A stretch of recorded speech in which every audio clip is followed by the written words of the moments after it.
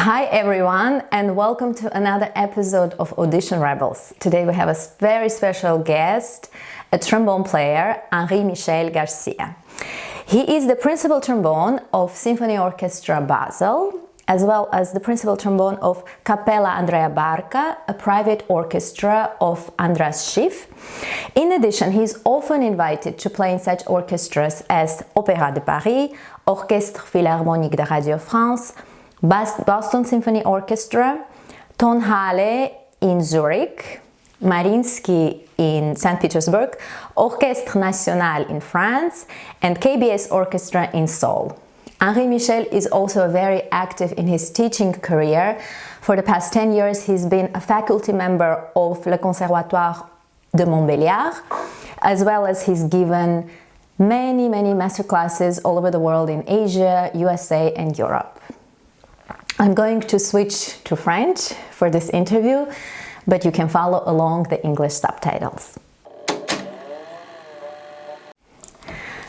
Bonjour Henri Michel, bienvenue sur Audition Talks. Bonjour Yelena, déjà je voudrais remercier l'équipe de Audition Rebelle de m'avoir invité, ainsi que donc via Hagan, Misha et toi. Et je suis très content de passer un petit moment avec toi. Moi aussi, merci beaucoup d'avoir trouvé le temps de nous rejoindre. J'ai beaucoup de questions et je vais commencer tout d'abord par l'importance de la respiration dans la façon que vous jouez votre instrument, ce qui joue un rôle indispensable pour vous, parce que c'est assez curieux que les violonistes, les cordes en général, souvent nous oublions de respirer. Et pour vous, c'est impossible. Donc, pourrais-tu parler un peu de la respiration? Oui, écoute, la respiration, pour moi, c'est la base. C'est-à-dire qu'on ne peut pas commencer une phrase musicale sans prendre son air. Il ne faut pas oublier que c'est la première chose qu'on a fait quand on est arrivé sur cette terre. Et on a eu tendance à l'oublier. C'est-à-dire qu'on a vraiment l'impression qu'on peut faire sans. Ça met en place énormément de choses, la respiration, la pulsation, le premier son aussi, parce que c'est très important de produire la première sonorité. Et c'est quelque chose de très difficile. Alors, je ne sais pas, peut-être pour les cordes, mais pour les vents, c'est quelque chose un peu violent, parce qu'on est obligé de donner à un moment donné exact une émission et donc mettre en rapport la respiration et l'émission est une chose absolument prioritaire. Et je pense que pour les violonistes, d'avoir cette notion de préparation à la respiration et de démarrer pourrait être quelque chose qui pourrait détendre le corps, qui peut être quelque chose qui apporte énormément en fait. Je voudrais quand même parler un peu plus en détail comment respirer. Est-ce qu'il faut respirer avant? Est-ce que pendant? Être conscient de... Parce qu'en général, oui, on sait, tout le monde en est, mais en plus, pendant les concours, quand le stress est tellement élevé, ce n'est pas facile. Non, bien sûr. Mais dans ce cas-là, il faut préparer ça en amont. On doit absolument être conscient de trouver une solution pour le préparer. Et en général, moi je dis toujours, il y a pulsation, respiration, émission. Une espèce de triangle comme ça que j'enseignais, que j'enseigne encore, bien sûr. C'est une priorité, si tu veux, de penser toujours, de sentir la pulsation, ensuite prendre la respiration dans le rythme, et ça détend énormément, ça perturbe plus la phrase musicale, ça déstructure plus le jeu, et je trouve que c'est hyper important. Donc pour moi, un aspect technique, c'est de prendre un exercice, tout simplement, 3, respire et joue. Comme un chef d'orchestre qui nous prépare et on doit jouer. Je pense que ça, déjà d'avoir cette vision-là et de la mettre en pratique dans les exercices, quand tu arrives bien sûr, quand tu arrives dans un concours ou un concert, tu l'as déjà ancré en fait. Et tu démarres plus naturellement. Je pense que c'est un travail en amont. Beaucoup de travail d'abord, c'est sûr. Oui. Ma prochaine question, as-tu des rituels ou des préparatifs avant des concerts, des concours? Est-ce que tu as des rituels personnels? Alors, en général, le seul rituel que je connaisse vraiment, c'est le travail. Je veux pas m'enfermer dans des pratiques. Si tu veux, si ta grand-mère te bénit avant d'aller au concours, il suffit qu'un jour elle n'est pas là pour X raisons et tu te retrouves à avoir un stress tu ne maîtrises pas les événements. Et là, c'est un peu problématique. Je pense sincèrement il faut plutôt penser à avoir plutôt un travail dans les semaines et les mois en amont pour être vraiment ne pas avoir besoin de ça. C'est toujours un ersatz, c'est toujours un peu quelque chose qui rassure. Il y a des gens qui ont vraiment besoin d'être rassurés, alors dans ce cas-là, c'est leur choix, si tu veux. Mais d'une certaine manière, je pense que le travail et l'organisation avant l'événement peut te permettre d'éliminer ça. Voilà. Oui. Et c'est physique, évidemment, le travail, ainsi que c'est mental aussi, le côté Bien sûr. mental. Tout à fait. De toute façon, il faut savoir que garder la maîtrise de soi, c'est quelque chose de très, très, très compliqué. Et après, rajouter des choses qui n'ont rien à voir avec la musique, ça complique beaucoup. Et je pense qu'on est déjà dans un art difficile, qu'un concours, c'est se faire violence. Quand tu vas te faire juger auprès de quelqu'un et tu ne connais pas la sentence, parce que ça te change ta vie ou pas, hein, un concours d'orchestre. Donc, il faut imaginer qu'il ne faut pas être trop strict avec des choses qui n'en valent peut-être pas la peine. C'est plutôt dans la préparation, plutôt, on verra ça, je pense, plus tard, dans la gestion du stress, par exemple. Ça, c'est quelque chose qui est très important. Et on peut le gérer autrement que par des gris-gris, excuse-moi de l'expression, mais donc des talismans ou alors faire des prières avant ou tourner 3 fois autour du pupitre. Bon, ça n'a aucun intérêt. Évidemment, et c'était effectivement ma prochaine question. Comment gérer le stress qui est tellement élevé pendant les concours et beaucoup de musiciens en souffrent énormément. Bien sûr, bien sûr. Tout le monde en souffre, il faut savoir. Le stress, c'est pas naturel d'être sur une scène. C'est pas naturel de se montrer au grand jour devant tout le monde, ses émotions, et c'est des choses qui sont très difficiles à gérer. Par contre, je pense qu'il faut identifier le stress. Il y a 2 stress. Il y a le stress qu'on appelle le stress artistique et ce que j'appelle le stress structurel lié à la technique. C'est-à-dire, je commence par le structurel. C'est un exemple. Le candidat qui joue dans le couloir les traits d'orchestre alors que toi tu dois passer dans 2 minutes. C'est un stress que tu ne peux pas gérer. Donc c'est un stress qui est lié à la structure du concours. Tu es obligé de te dire bon ben là je n'y peux rien, il faut que je gère ça. Ça c'est donc des choses qui doivent être compartimentées. Il y a le stress par exemple du numéro. Tout le monde tu tires le numéro 2, tu passes dans 5 minutes. Tu tires le numéro 36, tu passes dans 3 heures. Tu as encore le temps d'aller prendre ton petit déjeuner.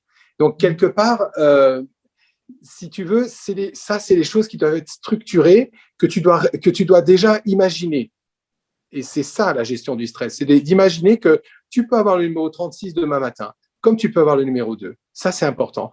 Ensuite, il y a toujours dans le structurel, ce que j'appelle, moi, le candidat mythique. C'est le candidat attendu, tu sais. Celui-là, il va gagner le concours, il est connu, il a fait des remplacements, des choses comme ça.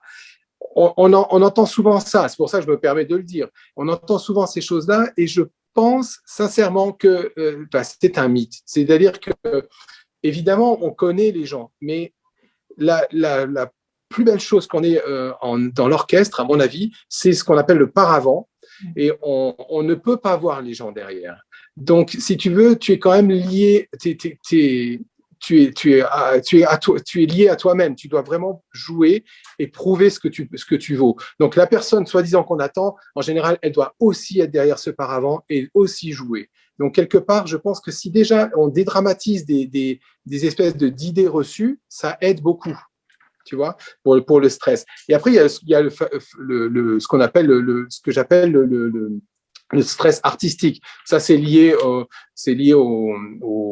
par exemple, la pièce de concours, qui est un peu difficile. Là, ça, il faut pouvoir savoir si tu peux le faire ou pas.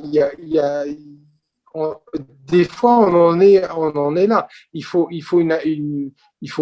voir si tu es assez prêt pour jouer le programme. Ça, c'est des choses qui peuvent être, ça génère un stress, et c'est ce que j'appelle le stress artistique. Les traits d'orchestre, bien sûr, si on ne les prend pas suffisamment au sérieux, arriver au concours, tu as la chance déjà de passer au deuxième tour, voire troisième tour, et si tu n'es pas prêt avec ces traits d'orchestre, parce que tu les as mis un petit peu de côté en disant « Oh, de toute façon, on verra ça plus tard ». Souvent, ça, c'est un petit peu le souci. Alors, je ne sais pas dans les cordes, mais dans les vents, on est tellement omnibulé par le premier tour, qui est quelque chose de très difficile. On est d'accord, c'est très compliqué le premier tour. Mais tu ne gagnes pas un premier tour, tu gagnes une place d'orchestre. Donc, il faut que les traits d'orchestre soient au niveau des concertos. Donc ça, c'est des stress qui sont artistiques et qui sont compliqués. Donc pour remédier bien sûr au stress artistique, il faut un travail individuel et bien évidemment tomber sur des gens qui sont spécialistes des concours, dont donc vous avec votre chaîne YouTube. C'est très important parce que il faut avoir des gens qui ont une vue en globale de la situation et pas uniquement des concertos, parce que finalement, là, on peut aller dans les conservatoires et puis faire ça. Mais je ne pense pas que les conservatoires soient si organisés et structurés pour prendre le concours tel qu'il devrait être pris, c'est-à-dire de A à Z. Ça, c'est très important. Voilà. Oui, tout à fait.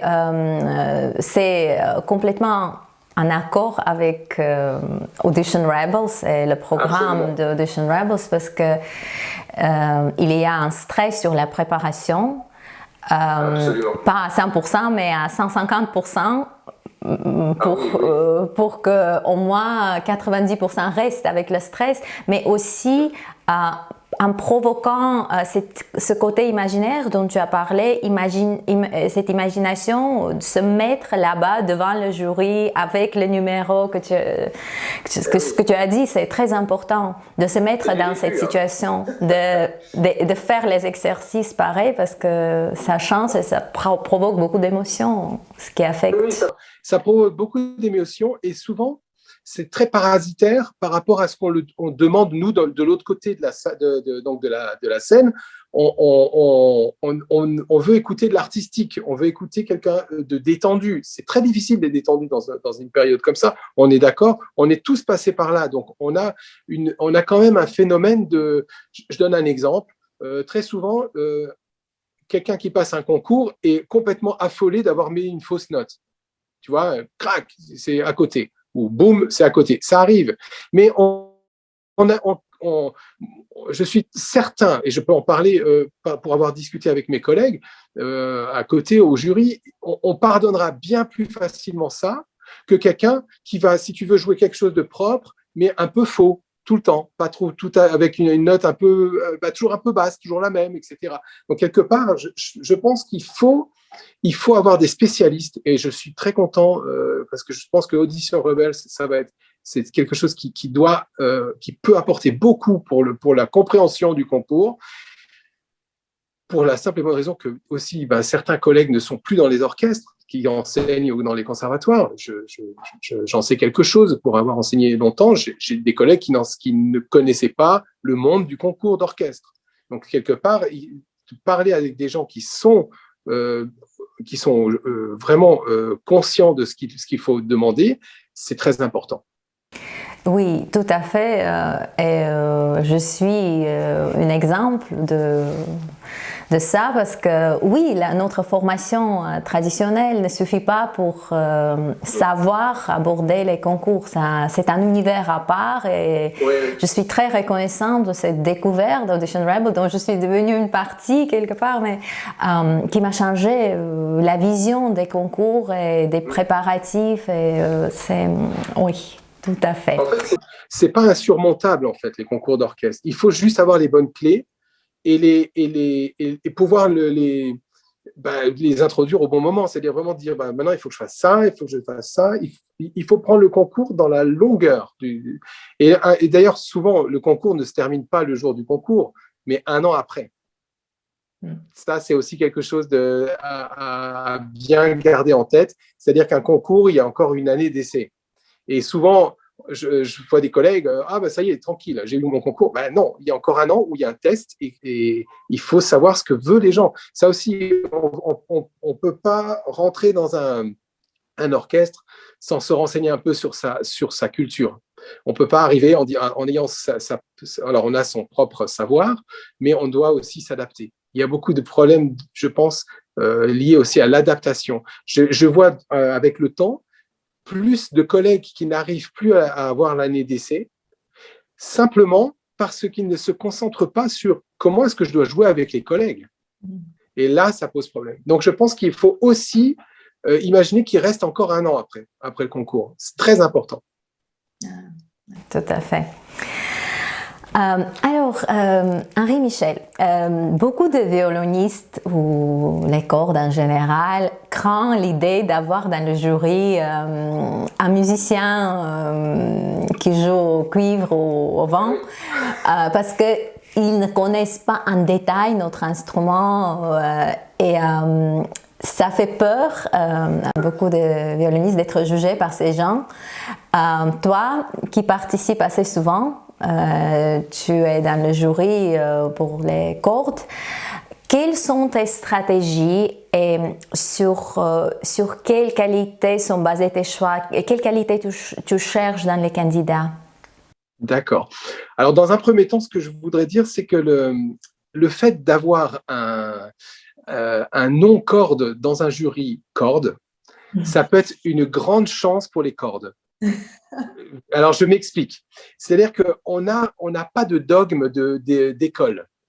C'est-à-dire qu'on est complètement neutre. On arrive, ce qui nous intéresse, c'est d'entendre, d'ailleurs, ce sont mes critères, c'est le son, la justesse, le rythme et bien sûr la technique instrumentale. C'est-à-dire qu'il y a un moment où on sent si la personne maîtrise son instrument ou pas. Ça, c'est pour moi, si tu veux, les quatre piliers sur quoi je me concentre dans un concours. Après, je trouve que le fait d'avoir des noms, alors quand on a un concours de cuivre et qu'on a un corde, eh ben, il peut être un contrebalancier si tu veux, à ces dogmes d'école, que nous sommes tous liés à, on a joué avec telle personne, on a travaillé dans telle école, forcément, on a un jeu et une façon de voir qui est structurée par nos études, par nos connaissances de l'instrument. Donc, quelqu'un qui n'est pas dans le même instrument aura une concentration sur d'autres paramètres qui rentrent peut-être bien, qui peuvent sauver des fois des candidats. C'est déjà arrivé. Ah non, mais de voir, non, mais franchement, on a trouvé qu'artistiquement, ça valait vraiment le coup. Et puis finalement, au bout du compte, oui, finalement, il est passé sur un tour où il était peut-être pas à l'aise, voilà. Mais après, c'était mieux. Ça arrivait dans tous les concours, ce genre de choses. Donc, je pense que c'est plutôt une grande chance de garder quelques musiciens. Alors là, après, ça se discute. Est-ce qu'on met 25 jurys, 7 jurys, 150? J'en sais rien. Ça, c'est encore à voir. Mais ça pose aussi des problèmes techniques. Mais d'avoir des noms cordes dans les concours de cordes, c'est très, très bien. Oui. Voilà, on va changer ces préavis. Je ne vais pas prétendre de connaître en détail la technique de jouer le trombone, mais pour nos auditeurs qui sont trombonistes, pourrais-tu donner des conseils spécifiques à votre instrument pour la préparation pour les concours? D'accord. Dans un premier temps, ce qu'il faut, à mon avis, c'est de bien voir ce qu'on veut convoiter. C'est-à-dire, est-ce que le poste que je convoite est à ma hauteur? Ça a l'air bête à dire, mais très souvent, si tu veux, en plus, je pense aux jeunes qui n'ont pas d'expérience. Je vois des fois dans les dossiers arrivants, quelqu'un qui a à peine 20 ans et qui veut se présenter au poste de solo. alors, ça peut arriver. Tout le monde, il y a peut-être des génies. Hein, et puis, on peut avoir quelqu'un qui a vraiment un parcours qui permet de le faire. Mais de temps en temps, il y a des gens qui se présentent et qui ne sont pas dans le bon poste. Ils seraient très, très bien dans un poste de second et ils persistent dans les concours de premier, par exemple. Et ça peut provoquer une frustration et puis le fait de ne pas gagner les concours. Et c'est vraiment dommage parce qu'il serait mieux dans un autre poste, tout simplement. Après, il faut se préparer comme un athlète. C'est-à-dire qu'il faut bien manger, le sport, nourriture, sommeil. Ça, tout le monde est un petit peu au courant de ça. Et il faut connaître son niveau, c'est ce que je viens de dire. Donc. Et puis, il faut avoir un mentor. Parce que se présenter à un concours et ne plus avoir de professeur ou ne plus avoir de personne à qui se confier, ça pose un énorme problème de préparation. Parce qu'on a l'impression d'être prêt, on a l'impression que tout va bien, mais on n'a pas de retour. Donc, il faut vraiment, vraiment trouver des personnes de confiance pour se préparer dans ce genre de concours. Voilà, c'est très important. Oui, c'est un très bon conseil pour tous les instruments, pas seulement pour les trombonistes. Parce que j'ai trouvé que ce soutien que j'ai trouvé avec Audition Rebels, je fais un peu la pub, ce n'est pas intentionnel, mais tout ce que tu dis en fait est tellement en accord sur tout ce que j'ai appris au cours de ces derniers mois et le soutien, parce que parfois on est perdu. J'avoue que j'ai eu quelques jours où j'étais complètement perdue. Je ne savais pas vers où, comment. Le répertoire est tellement vaste. J'ai un mois qui me reste et toute la pression. Et le soutien que Vårhagen et Misha ils offrent, c'est très important. C'est indispensable. Bien sûr. J'en suis convaincu. Tu sais, c'est comme je disais tout à l'heure, monter sur scène et se donner. En plus, avec le stress de se dire « ça va changer ma vie, je vais gagner un concours et je vais gagner ma vie avec ce métier en fixe », c'est quelque chose d'assez violent. Je trouve ça violent, mais on doit passer par là. On n'a pas le choix. Bon, il y a en Angleterre, aux États-Unis, mais surtout en Angleterre, ils ont un autre concept d'essayer les gens et puis de les faire auditionner autrement. Mais au bout du compte, il y a quand même une sanction. On choisit quand même quelqu'un. Donc forcément, ça reste rude. Et donc rester seul dans un moment comme ça, c'est extrêmement difficile. Et je plains par exemple des jeunes qui ont... j'en suis un exemple. J'ai fini au conservatoire à Paris, j'avais 17 ans. Je suis rentré dans une période où on avait encore la possibilité de faire ça. Entre-temps, ils ont changé ce système, et ce qui est très bien, parce que quand tu te retrouves à 17, 18 ans et tu dois faire les concours d'orchestre, mais tu n'es plus dans une structure, là, c'est compliqué. Là, c'est compliqué. Donc, il faut rester avec un mentor. J'appelle ça un mentor. Ça peut être un professeur, ça peut être quelqu'un d'autre. C'est très important, et de faire confiance. Ça, c'est de dire, bon, allez, maintenant, on a une structure, on va y arriver. Voilà. Tout à fait. Henri-Michel, tu es responsable de la collection Henri-Michel Garcia chez IMD à Paris. C'est une maison d'édition. Ce n'est pas vraiment lié au concours, mais pourrais-tu partager quelques mots avec nous de cette collaboration? Oui, en fait, c'est un petit peu, si tu veux, la continuité de tout ce que j'ai entrepris dans ma vie. C'est-à-dire que j'ai pas mal eu la chance de jouer en soliste pour des instruments comme les cuivres, c'est pas facile, mais beaucoup de compositeurs m'ont fait confiance et m'ont écrit des concertos avec orchestre, des concertos avec piano, des choses comme ça, que j'ai eu l'occasion de jouer d'ailleurs. J'ai eu la chance de les présenter, j'étais heureux, et je me suis dit, pourquoi pas rajouter un petit plus, c'est-à-dire de les proposer aux trombonistes, puisqu'on a un répertoire assez faible, il faut bien l'avouer. Donc, ça fait partie un petit peu de mon envie de donner un petit peu quelque chose en retour par rapport à un métier qui m'a beaucoup apporté. Super, génial. Quels sont tes conseils pour quelqu'un qui est en train de se préparer pour un concours? Alors, le concours, il faut absolument être sûr de soi, mais pas être sûr d'une manière prétentieuse, mais de se dire, je sais que je peux le faire. Il faut se dire dans la tête, je suis prêt, j'ai fait ce qu'il y avait à faire, j'ai passé beaucoup de temps et ne pas se mettre la pression du jour J. C'est-à-dire de se dire, il y a une chose que tu peux pas, tu ne peux rien faire, c'est la décision du jury. C'est quelque chose qui ne t'appartient pas. Donc, à partir de là, il faut se dire, OK, moi, j'ai fait ce que j'avais à faire, j'ai donné le maximum, maintenant, je suis en paix avec moi-même. Parce que c'est très important de mettre ça en avant, de se dire, j'ai vraiment fait le maximum.